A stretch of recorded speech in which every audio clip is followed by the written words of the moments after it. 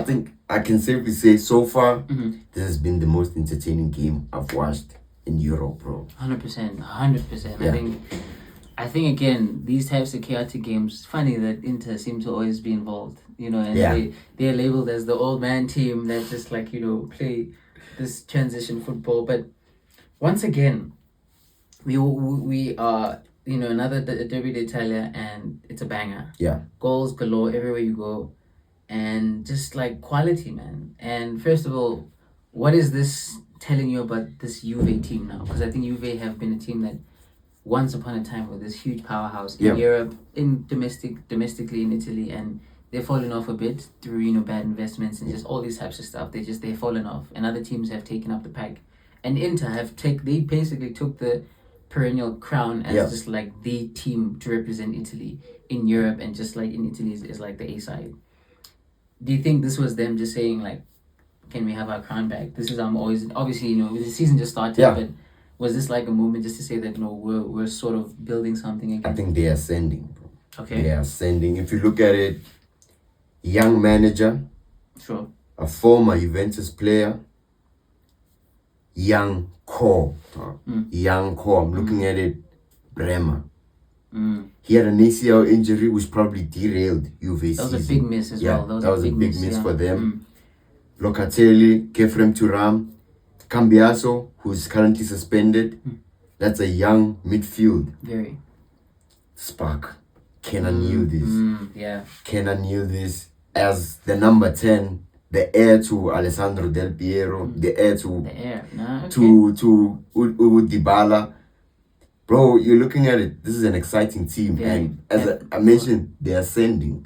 The players they're moving in the right direction. Are all gonna be in the prime at around the same time.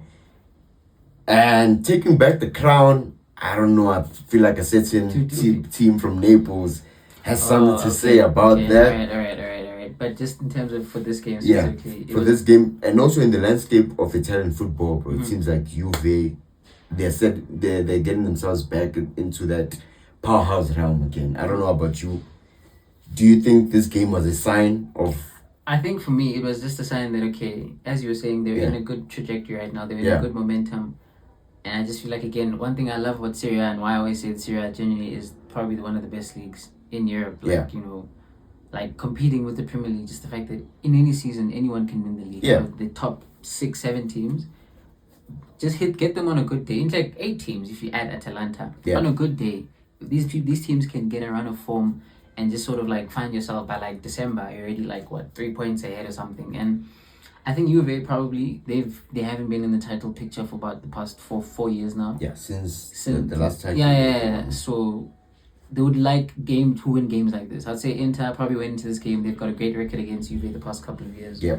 And they know that, okay, when it's down to it, we have the quality, we have the solid team with the experience to kind of say, again, Juve are more on the youth side, Inter more experienced, but still have a good amount of like, you know, proper players. Obviously they've made a couple of signings. Yeah. So you just said, okay, but most of the team is still more or less the same, just with a new manager, who I'd say has done pretty well so far. I'd say, again, they don't really look too different to the team that they were last year. They're still attacking. They're still very defensively resolute. Obviously, this game, not so much. But I don't know, man. I think even players like Hakan Chanaloglu, players who we thought were out of the door. Yeah.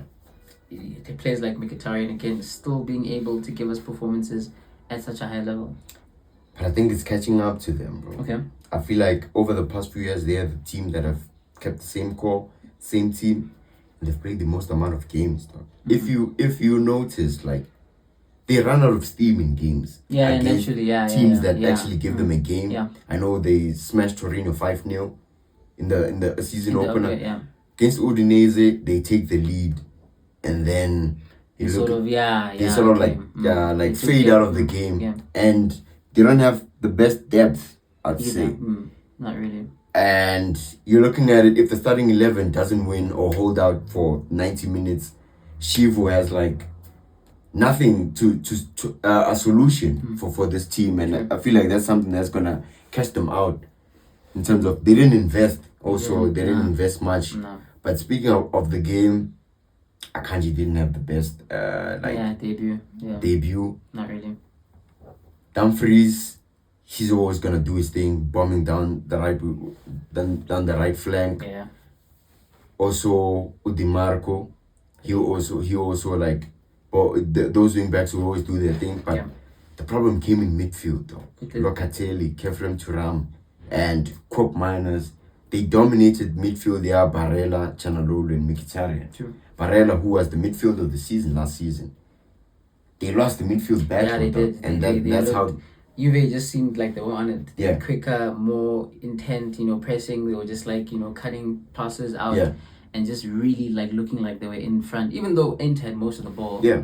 Juve looked like they were more like, dangerous. Juve, they were more like dangerous with the ball itself. Yeah. They were actually going to do something. And it's interesting now because obviously Inter going into the Champions League and, both teams are going to the Champions League. Yeah. So it would be those games where like you want to go into the new Champions League season with a win and they give it their best shot. I can credit to them, but again, even players like Bastoni didn't really have their best game. Yeah, he didn't. Jan Sommer once again, just a few shots you can say you could have done better. Yeah.